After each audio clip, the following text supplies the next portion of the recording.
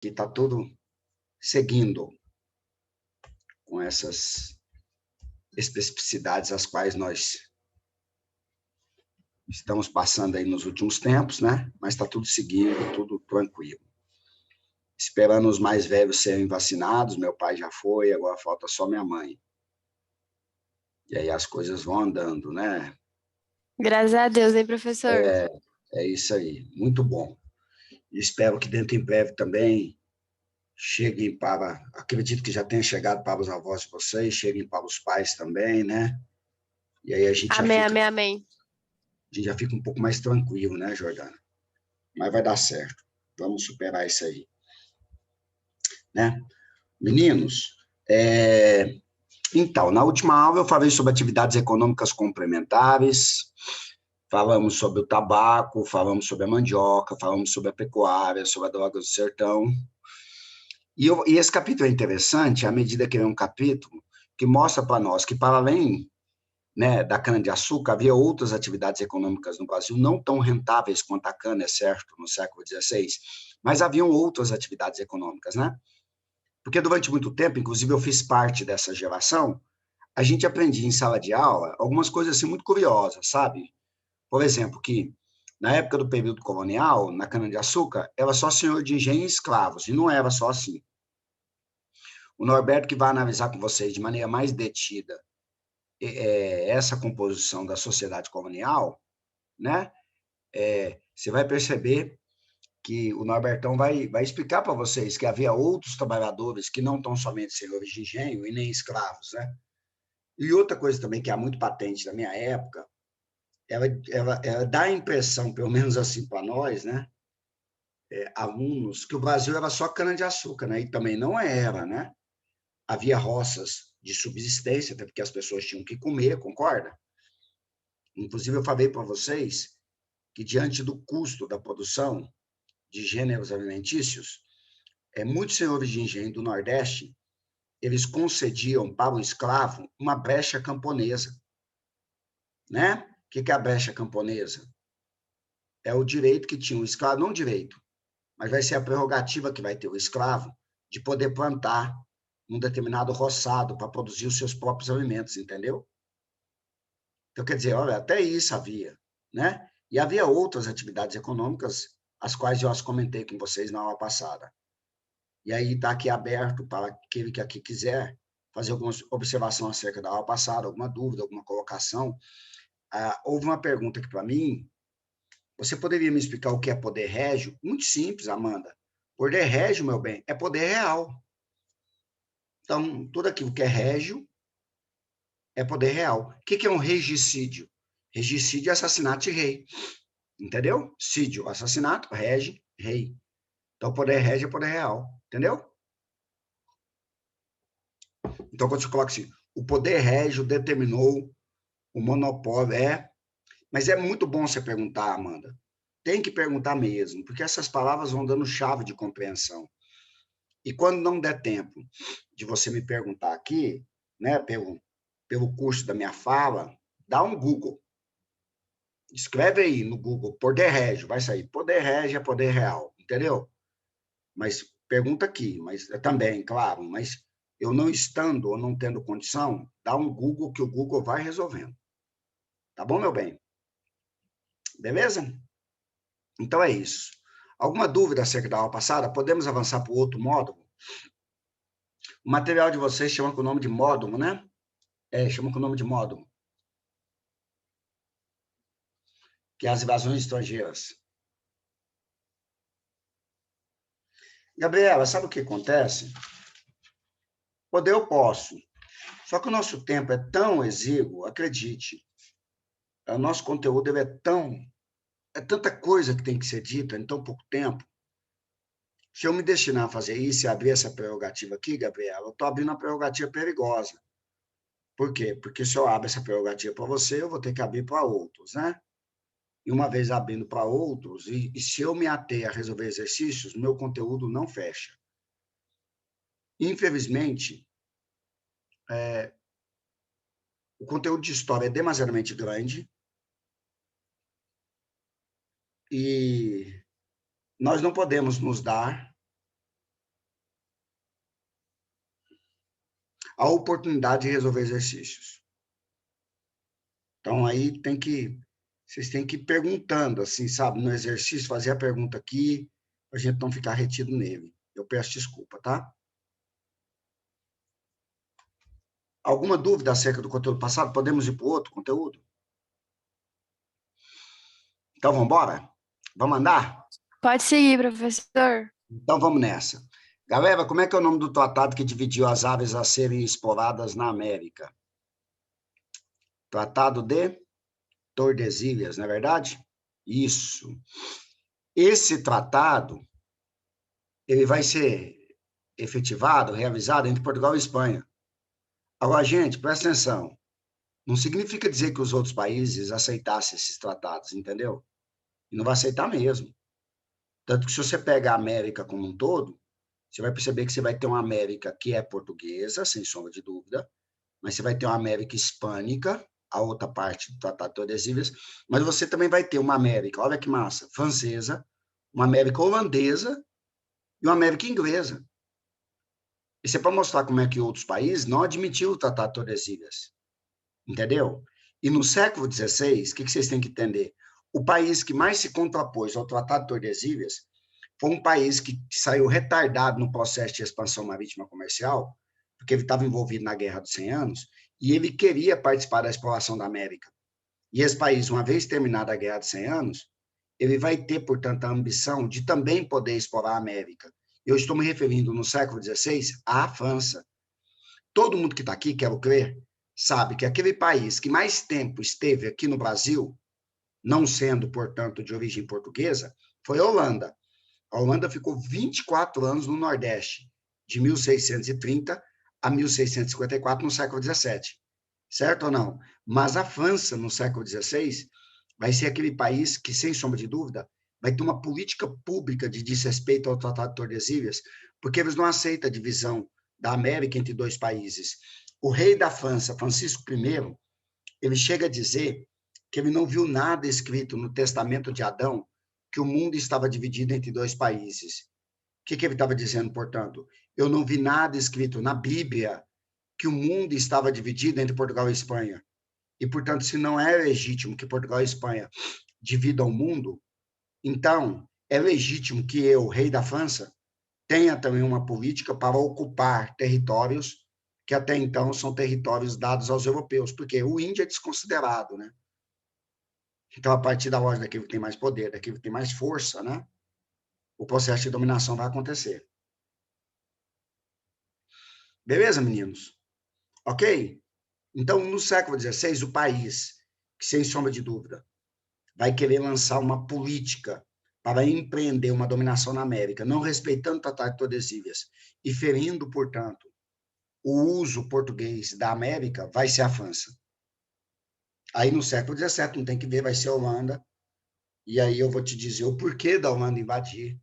Quer dizer, se da parte da França, no século XVI, vai haver uma política pública da parte do Estado francês, deliberada, e inclusive incentivada pelo rei, de expandir os territórios franceses na América e ter território francês na América. No caso da Holanda, a questão é outra, que eu vou explicar também, vou começar a explicar nessa aula. Tudo bem ou não?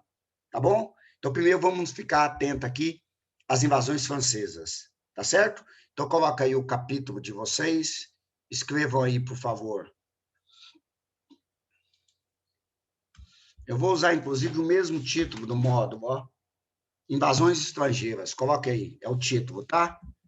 Invasões estrangeiras.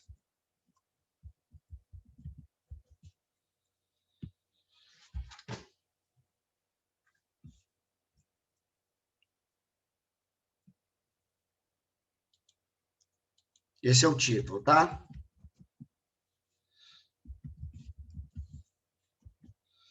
E aí o primeiro tópico aí, dentro do título,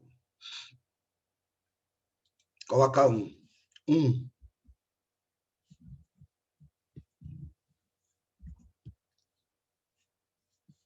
A presença dos franceses no Brasil.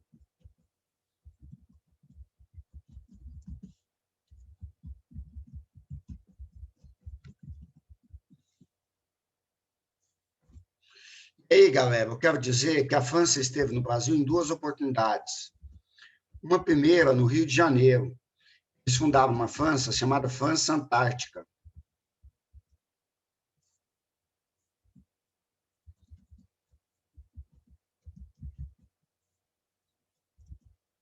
Onde? Rio de Janeiro.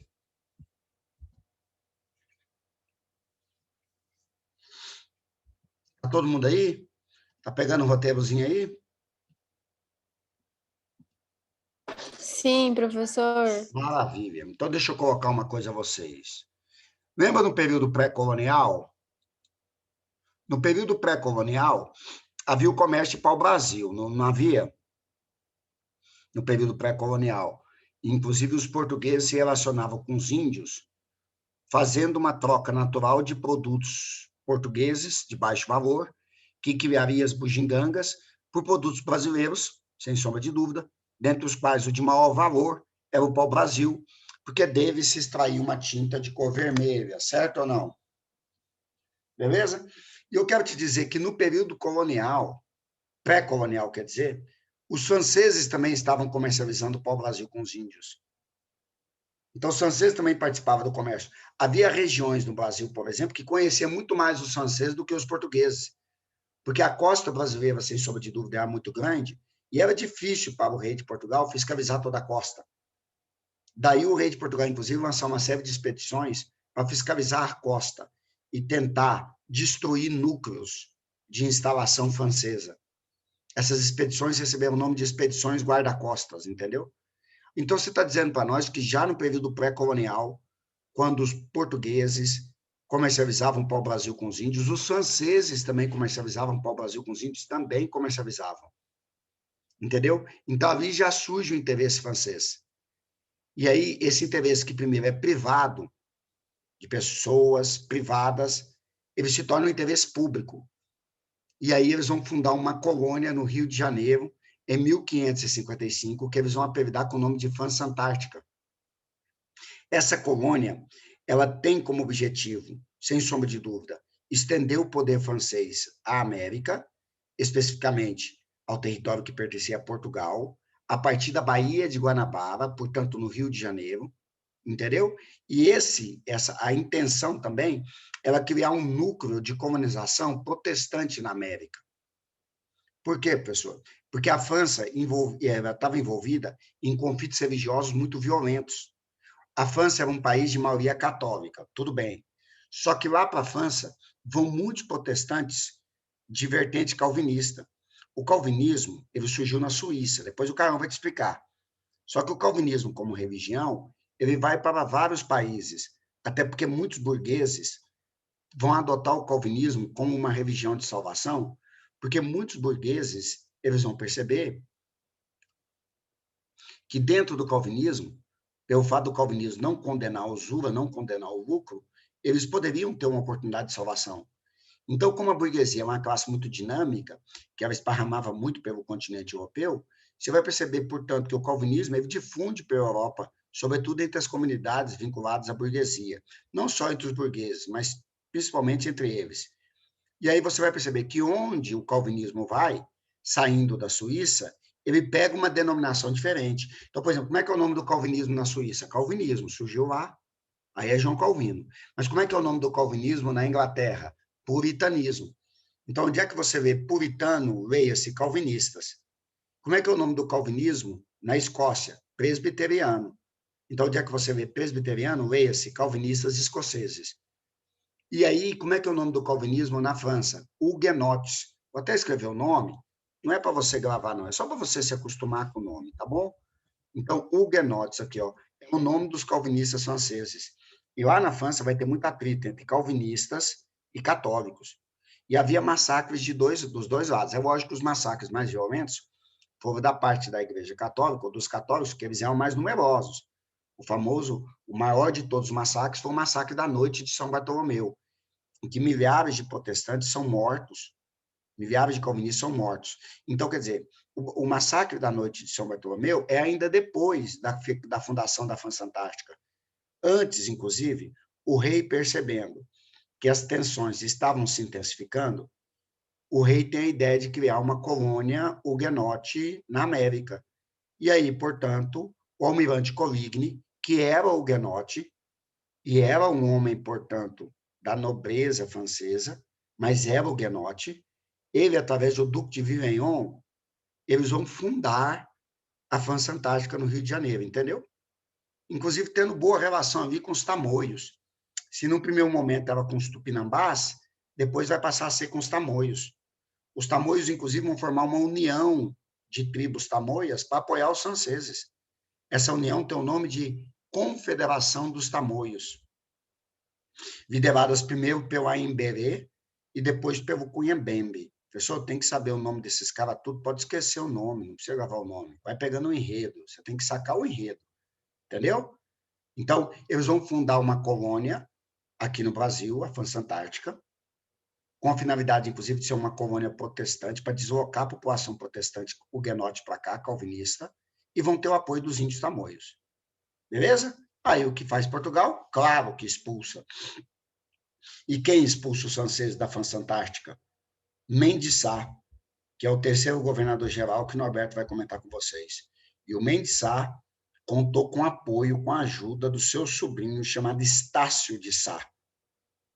Por isso que quem vai ao Rio de Janeiro, perceba como o nome Estácio de Sá faz parte do imaginário popular carioca.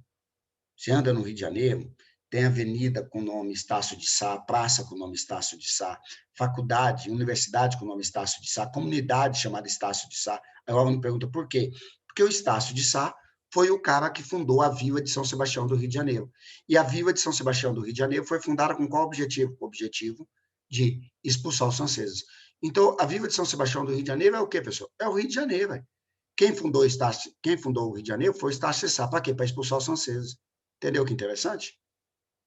Beleza? É a mesma coisa aqui em Goiânia. O nome Pedro Ludovico Teixeira faz parte do imaginário popular goianiense. E muitas pessoas que aqui estão nem sabem quem foi Pedro Ludovico. Mas eu quero crer que vocês já saibam que Pedro Ludovico Teixeira foi o cara que fundou, né, Goiânia. Beleza, meninos? Ele foi o cara que fundou Goiânia. Então, por isso que você anda, você vê a avenida com o nome Pedro Ludovico, setor Pedro Ludovico, entendeu? Praça com o nome do Pedro Ludovico. Então, é mais ou menos esse o sentido. E aí, o Estácio de Sá, junto com o Mendes Sá, eles conseguiram expulsar os franceses, cercando-os numa ilha, inclusive, que não tinha água potável. E a partir daí eles começaram a ficar com sede, morrer de sede, água do mar não dá para beber, né? E aí é quando os franceses, portanto, se retiram do Brasil. E eles conseguem expulsar os franceses. Agora é muito massa, porque a expulsão dos franceses não significava dizer que eles desistiram da América de jeito nenhum. Depois você vai perceber que os franceses de novo vão invadir o Brasil. Mas agora não mais no Rio de Janeiro. Onde? Lá no norte, no Maranhão. E lá no Maranhão, no começo do século XVII, eles vão fundar uma França chamada França Equinocial. O objetivo ali vai ficar próximo do Caribe e ficar próximo também, olha que interessante, da prata extraída dos impérios incas e do Império Azteca e também poder explorar o Maranhão. Tem uma coisa muito interessante, se você pega o mapa do Brasil, você pega que o mapa do Brasil, ele faz assim a corrente, ó. Deixa eu tentar mostrar isso para vocês aqui, compartilhando uma tela, para ver se eu consigo me fazer didático no que eu quero mostrar para vocês, tá? Olha aqui. Aqui. Opa.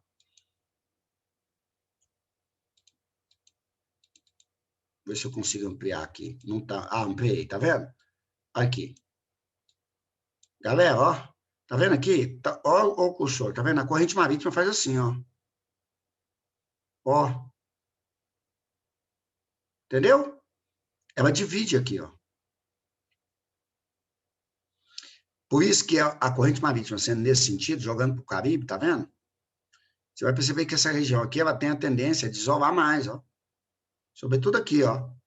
O Maranhão e o Pará, entendeu? Por isso que o Maranhão e o Pará é muito mais Caribe do que o resto do Brasil, entendeu? Até no ritmo, até na música que se dança. Sabe? O carimbó, o calypso, são músicas salsadas, caribenhas. No Pará, no Maranhão, por exemplo, gosta demais de reggae. Tanto que o time mais popular do Maranhão tem as cores do seu uniforme, as cores da bandeira da Jamaica, que está mais próximo aqui com o Caribe, entendeu? A jogada pelo isolamento. E os franceses vão invadir aqui, ó. Onde? No Maranhão, ó. Certo? E vão fundar uma França que, pela proximidade com a linha do Equador, essa França vai ser apelidada com o nome de França Equinocial. Inclusive, eles fundam um forte em homenagem a um rei católico, um santo católico, que era um rei da França, São Luís, chamado Forte de São Luís. Isso os franceses. E aí os franceses são expulsos, claro. Os franceses são expulsos, mas o forte não é destruído, e o forte, inclusive, não é rebatizado. Tanto que o nome do forte continua. Tanto que a capital do Maranhão até hoje é qual? São Luís do Maranhão. Entendeu a jogada? E quem fundou esse forte foram os franceses, que tentaram invadir o Maranhão e foram expulsos também do Maranhão. Então, você perceba como os franceses, eles não desistem da América. Primeiro tentaram invadir onde? No Rio, França Antártica. Depois eles tentam invadir onde? No Maranhão, França Equinocial. São expulsos de ambos. Aí o aluno pergunta, vão para casa? Não. Se reorganizam e aí eles invadem um território para além do Rio Oiapoque. Como é que é o nome desse território? Guiana Francesa, que hoje pertence à França. A Guiana Francesa, que faz fronteira ao norte com o Brasil, tomando como referência o Rio Oiapoque, é um território francês, inclusive governado por Emmanuel Macron. É uma intendência da França, entendeu? Uma espécie de protetorado. Tanto que a moeda que circula lá é o euro. E depois os franceses também vão colonizar as Antilhas. Sacou? O Haiti, por exemplo, é uma colônia francesa, que inclusive foi o único país do mundo que teve sua independência conduzida por escravos, no caso, o Haiti. Beleza, moçada? Então, quer dizer, eu estou dando essa visão para vocês de como os franceses também, eles tentam invadir não só o Rio de Janeiro, como também invadir o Maranhão. Agora, se essa visão que nós temos da França Antártica, né, como também da França Equinocial, é uma visão mais panorâmica, mas é panorâmica por quê, professor? Porque é muito curta, entendeu? Isso é uma presença muito curta, porque a principal de todas as presenças das invasões estrangeiras, sem sombra de dúvida, vai ser a holandesa, e por motivos os quais eu vou explicar de maneira mais detida, depois que a gente roteirizar a França Antártica e a França Equinocial. Tudo bem, galera? Tá certo? Então, vamos lá. Primeiro tópico aí da França Antártica para vocês, vai. Tentativa de formação de um núcleo calvinista huguenote aqui na América.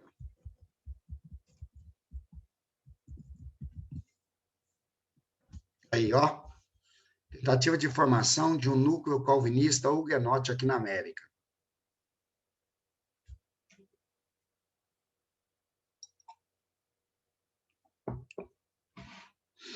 Então, assim, é muito massa, porque a França e a Inglaterra vão dar a receita do que fazer com a população excedente, deslocar para outras áreas. Lembra que o excedente é aquele sempre que desagrada, ou é por questões econômicas ou políticas. No caso aqui, a tentativa da formação da França Antártica é para deslocar a população huguenote para a América, para diminuir a tensão social que havia na França. Você vê que depois, na Inglaterra, na colonização das 13 colônias, lá na América do Norte, você vai ver que os primeiros que vão efetivamente para colonizar as 13 colônias são aqueles que são também perseguidos por questões de ordem política e religiosa lá na Inglaterra.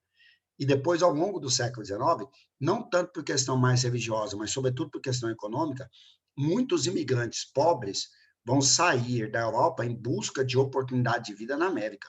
Muitos de vocês mesmo são descendentes de imigrantes. Haja visto o nome de vocês. Certo, Nicola Scandiuzzi? Entendeu, meu bem? Se você buscar o seu sobrenome, você vai ver que os seus ancestrais, eles vieram para a América, sem sombra de dúvida, na busca de uma oportunidade, não é? Devido à exiguidade de oportunidade que havia na Europa, sacou? Seja por questão de ordem política, possivelmente o seu bisavô deva ter vindo para cá porque ele era um anarquista, um socialista, e aí foi perseguido lá na Itália, né? Você é de ascendência italiana, né, minha filha? Do norte, não é isso, Nicole? Isso. Então ele veio possivelmente porque ele é um anarquista, ou ele é um socialista, ou então veio porque estava passando por dificuldade, o seu bisavô, entendeu bem? Se ele veio no início do 20, se ele veio no meados do 19, aí não é bisavô, é triavô. Mas estando você em Goiânia, eu acho que quem veio foi seu bisavô, entendeu? Porque geralmente os primeiros italianos que vêm vão para o sul no século XIX e vão ficar no sudeste, e a família geralmente vai se estabelecer lá.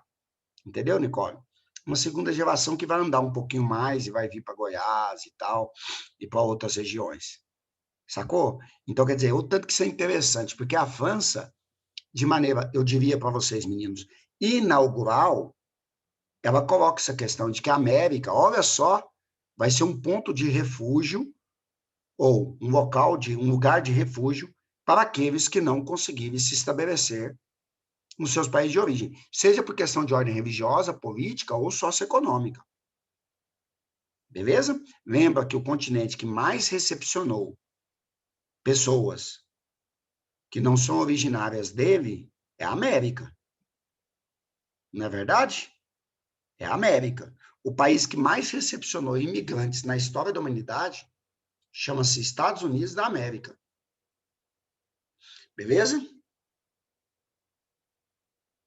Ok. Maravilha. Então, o segundo tópico aí, da presença dos holandeses, coloca aí. Foram expulsos. Não, coloca assim, ó. Criaram-se com os índios tamoios.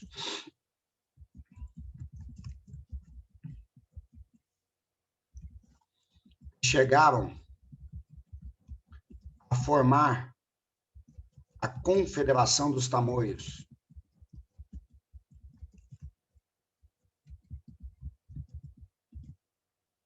Para ajudar os franceses, né? A Confederação dos Tamoios, tá, galera? Aí. Beleza?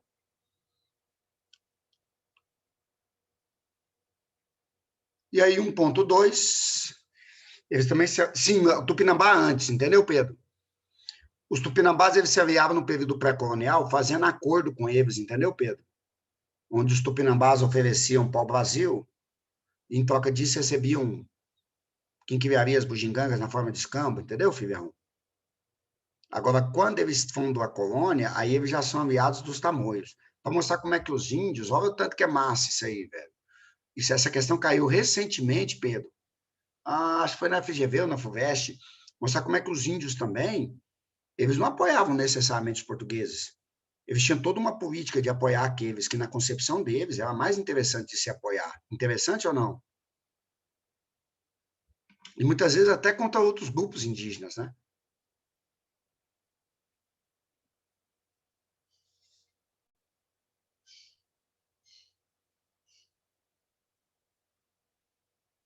Como é que é, Bárbara?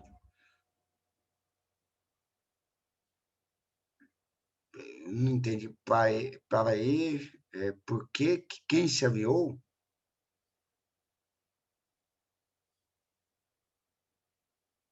Os franceses.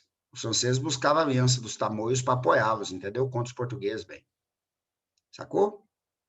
Mas, aí o Pedro perguntou, mas por que seria mais interessante se aliar aos franceses? Ah, porque a lógica de dominação dos franceses era muito menos ofensiva do que a dos portugueses.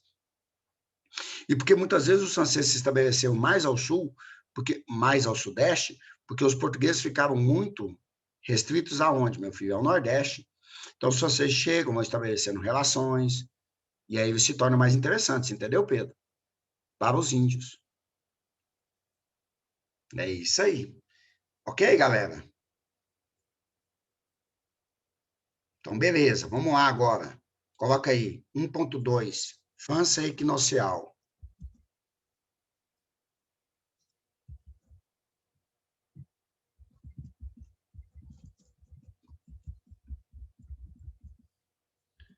França equinocial. Onde é que vai haver a França equinocial? No Maranhão. É 1612 a França equinocial. Se você quiser situar aí, ó. Só para te dar uma situada, eles são expulsos em 1615, tá? Então, 1612 a 1615. Onde, professor? No Maranhão. Aí, ó. Primeiro tópico.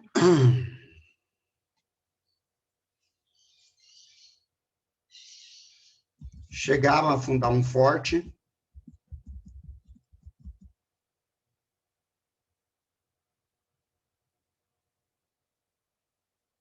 Batizado com o nome de São Luís.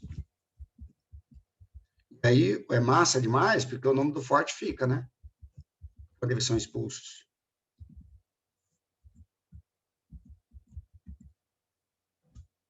São Luís do Maranhão. Eu coloquei com Z aqui, tá errado, né? Porque é com S, tá bom? É no português. Vocês desculpem, é porque alguns livros que a gente lê, eles trazem com Z, mas é com S, né? São Luís, tá bom?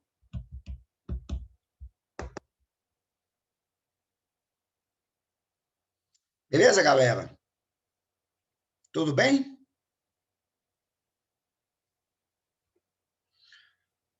Podemos começar a introduzir aí? Os holandeses, que é, sem sombra de dúvida, os mais importantes. Então, vamos lá. 2. A presença dos holandeses no Brasil. A presença dos mesmos vai de 1630 até 54. Olha aí, 2. A presença dos holandeses no Brasil, 1630 a 54. Agora aqui, galera, eu vou dizer para vocês que eu vou até começar nessa aula, mas eu não termino essa aula eu termino essa aula só na aula que vem. Tá bom? Porque agora aqui, sim, é um assunto muito mais importante, né? Que eu vou precisar de muita atenção de vocês. Isso aqui cai pra caramba. Isso aqui cai. Eu diria para você que o que eu comentei sobre infância antártica equinocial, basicamente, eu fui até para além daquilo que era necessário comentar, para te falar a verdade. Não tem muito apelo. Agora, a presença dos holandeses tem, pelo tempo, pela importância. Tudo bem? Então, vamos lá? Deixa eu colocar uma coisa para vocês. Está todo mundo comigo? Tranquilo até aqui? Alguma dúvida, alguma colocação? Se tiver, fica à vontade, galera.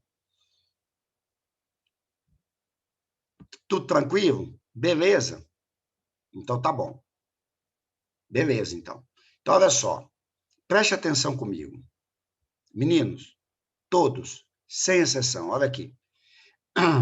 Galera, qual que é a atividade econômica mais lucrativa do Brasil? Sem sombra de dúvida, a cana-de-açúcar. Como é que é a estrutura de plantação? Chamada plantation, que pode ser chamada também com o nome de plantação, que pode ser chamado com o nome de plantagem. Quais as características da estrutura de plantação? Grande propriedade, monocultura, então latifúndio, monocultura, produção em larga escala. Por que em larga escala, professor? Porque se não plantasse em larga escala, a cana-de-açúcar não dava lucro.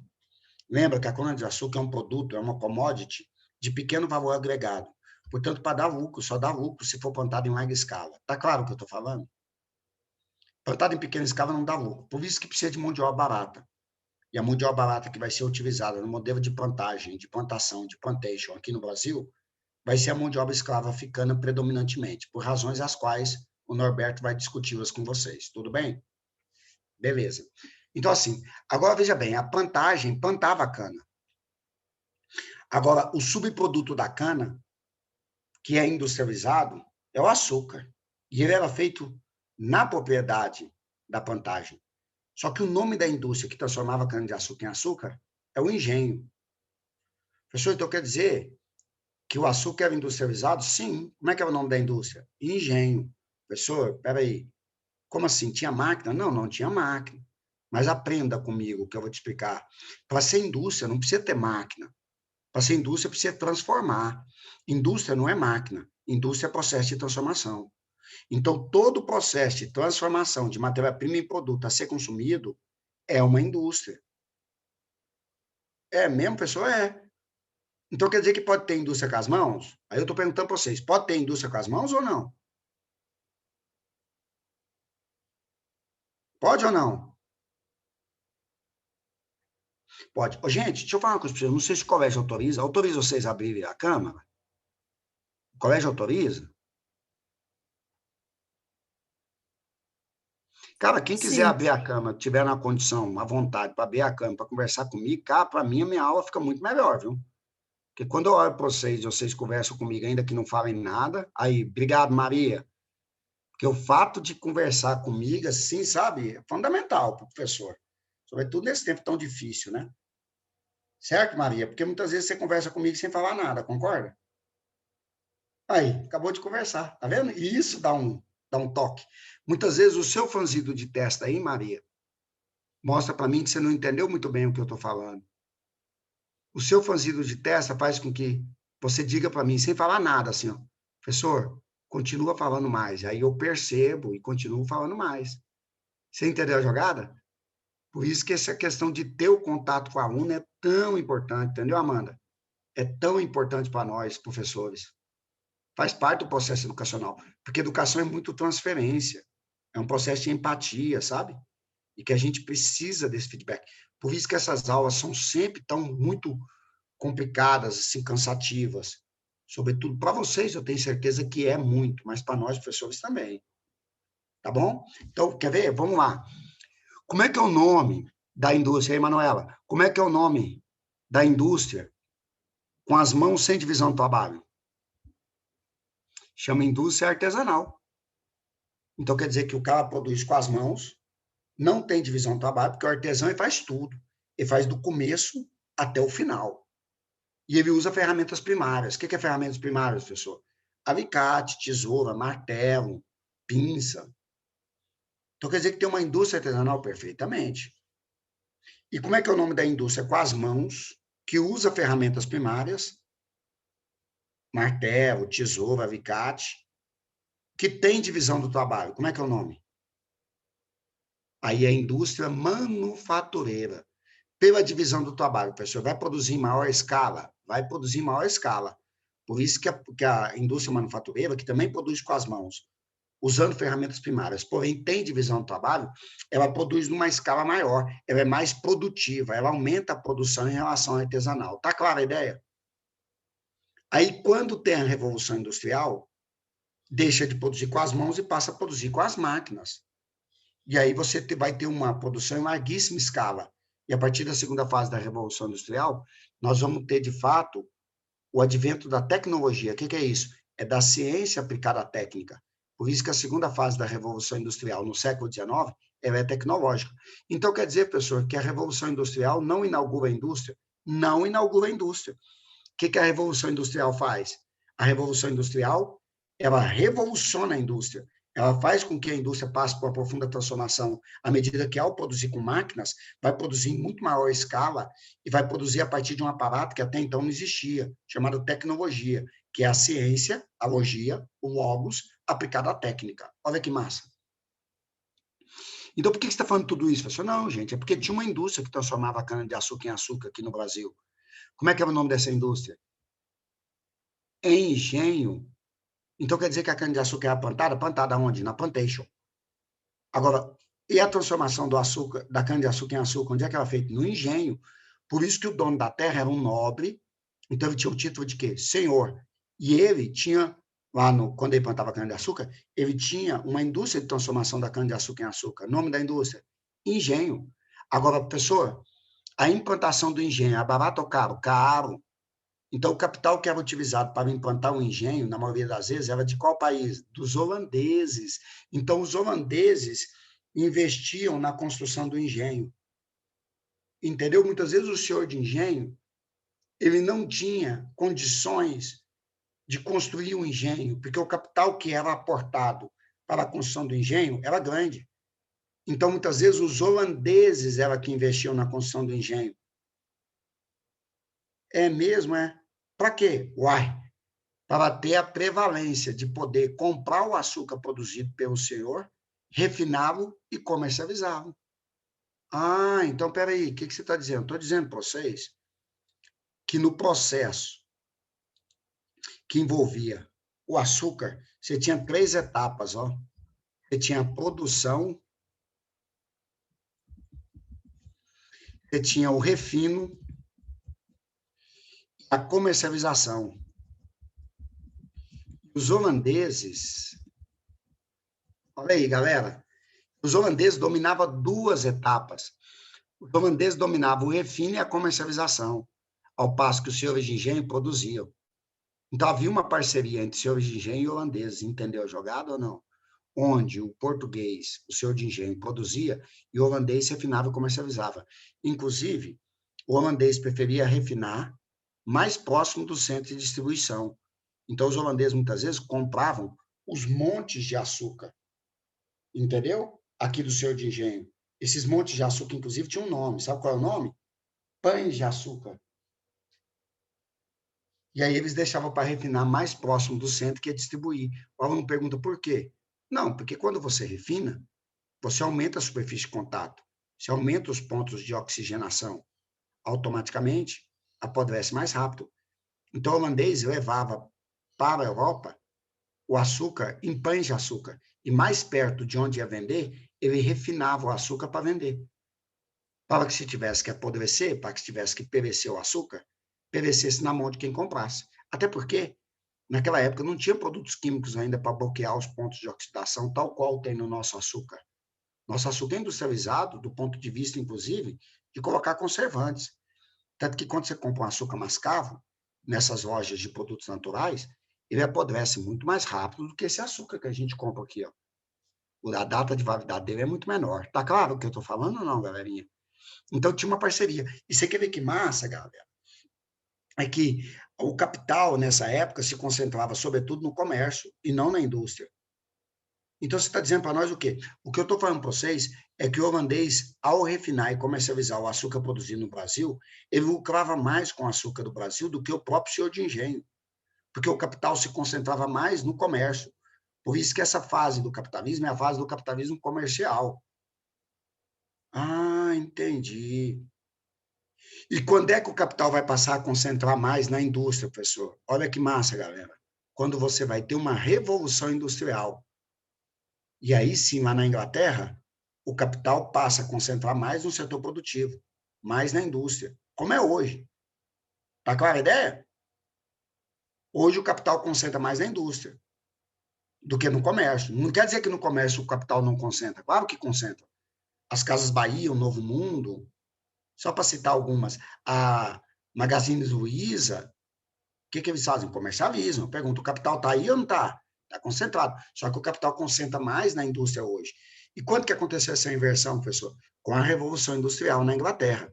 Por isso que a Revolução Industrial consolida o capitalismo, quando ela possibilita uma concentração de capital maior na indústria. Aí o capitalismo que era comercial, com a Revolução Industrial, passa a ser de que tipo? Passa a ser um capitalismo industrial. Por quê? Porque o capital vai concentrar mais na indústria. E hoje o capital concentra mais aonde, professor? No setor financeiro. Por isso que o capitalismo hoje é financeiro, fundindo o setor industrial com a atividade bancária. Entendeu a jogada? Só para dar um panorama assim para vocês de como o capitalismo vai se organizando. Ah, então quer dizer, professor, que havia uma parceria entre o senhor de engenho e o holandês? Havia uma parceria. Uai, então, por que os holandeses invadiram? Uai, por que os holandeses invadiram? Porque a parceria se rompeu. Então, os holandeses que refinavam e comercializavam o açúcar que era produzido no Brasil, enquanto a parceria está existindo, está tudo bem. Ó. Olha aqui, ó, o senhor de engenho produz e o holandês refina e comercializa. Certo ou não? Quando a parceria se rompe, os holandeses invadem. Aí o aluno curioso pergunta, quando a parceria se rompe? Quando tem a União Ibérica. Então, quando tem a União Ibérica, a parceria se rompe. E aí os holandeses invadem. Aí o aluno pergunta, mas por que a União Ibérica gerou a interrupção da parceria? E agora vai começar a minha aula. Certo ou não, meninos? Ficou clara essa introdução ou não? Então tá bom. Ficou. Beleza, maravilha. Havia uma indústria de transformação da cana-de-açúcar em açúcar? Havia. Como é que é o nome dela? Engenho. Havia uma parceria entre o senhor de engenho e o holandês? Sim, qual? O senhor de engenho produzia e o holandês refinava e comercializava. Enquanto a parceria está existindo, está ótimo. Quando a parceria se interrompe, o holandês não aceita e invade. Por que a parceria se interrompe? Por causa da União Ibérica. Aí o aluno pergunta, professor, por quê? O que tem a ver a União Ibérica? Então, agora eu vou te mostrar uma coisa, quer ver? Eu vou minimizar aqui, vou buscar aqui, nesse último minuto da minha aula, um mapa que eu tenho aqui, cara. Você vê o tanto que é massa. Quer ver? Eu tenho um mapa aqui que vai te ajudar. Aqui, ó. Vou abrir para vocês, ó. Aí.